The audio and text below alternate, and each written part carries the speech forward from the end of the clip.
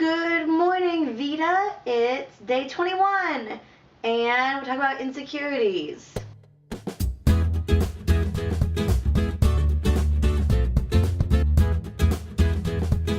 I'm not gonna lie, this was a really hard topic for me. I was trying to figure out what I was gonna talk about, and I even debated like, well, there's been some other things that I might want to talk about, because I know some of you guys have done videos where we could do video responses and stuff like that, so I was thinking, oh, I could do one of those, but I kind of figured that since I was avoiding the topic so much, that maybe it's one that I should do today.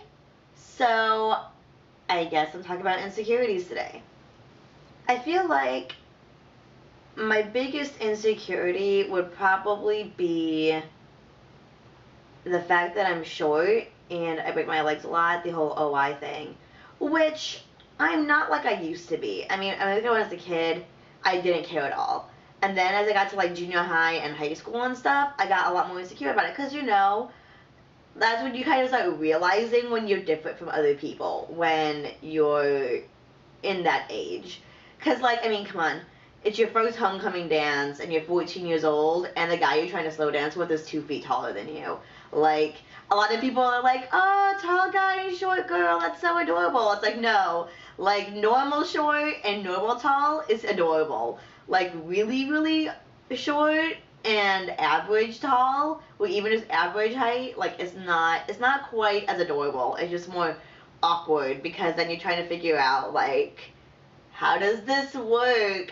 What are this? I don't understand. So I'd be really self-conscious about it. I didn't really talk about it a whole lot, but I would be pretty self-conscious. And then as I got to college and I got older, I wasn't as self-conscious about it anymore. I mean, like, I really don't think about it very often. I think part of it is because I've just become more confident in myself, and, like, I know how to dress myself. I mean, I always know how to dress myself, but, like, dress myself to look good. Like, I understand, like, dressing for your body type now, and I feel more confident. I'm like, oh, like, I actually look good in clothing. Look at that. That's really exciting. And just, I've been able to do so much in spite of being short and having brittle bones. Like, I've been able to do so much, and it's really awesome. So I really don't think about it very often, especially also because I have a lot of friends and family who just don't care. I mean, they care because they don't want me to break, but they don't care in the fact that it affects the way they treat me and how they love me. And so that's really helped my confidence. But then it's just every once in a while when it's, like, pointed out. Like, last year I took a group of the kids to Six Flags. And apparently your ticket is according to how tall you are. Like, if you are too short for, like, some of the rides, you have a discounted ticket, which is really, really cool. But I didn't know this going into the park. I've never had to get measured. And so, like, at the gate, they made this whole thing of, like, oh, we need to measure you so we can figure out what ticket you're going to get.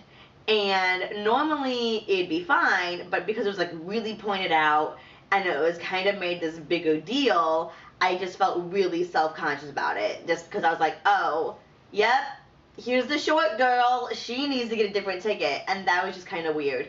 Another time I felt self-conscious about it recently was, I'm doing this musical, Joseph and the Amazing Technicolor Dreamcoat. And I know I'm not a good dancer, obviously, for obvious reasons. I'm not really a dancer. I mean, I have decent rhythm, but with the whole short and breakable thing, I just can't move my body in the way dancers are supposed to move them. So I know this about myself, and it's fine. But they were videotaping one of the dances so that we could take it home and we could practice. And so when I looked up the video to practice it, I noticed myself off to the side, and I was just like, oh my gosh, do I really look like that? And just like the way I move, because how I walk, it's actually more of like a wobble, kind of like a penguin, like a wobble.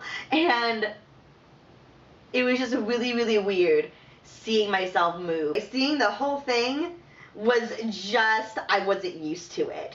And I'm sure people like in life who love me and don't care, they're fine. They don't even notice anymore how I move and how I walk. But just because I'm not used to watching myself, I was just like, oh my gosh, I can't believe I look like that. Why would they even cast me? Why do people look at me? Why would they talk to me? Oh my gosh, that's just so awkward to watch. And I'm sure it really isn't. I'm just crazy in my head. There's Emily's personal moment of the day. Anyway, I love your faces, and I'll see you tomorrow.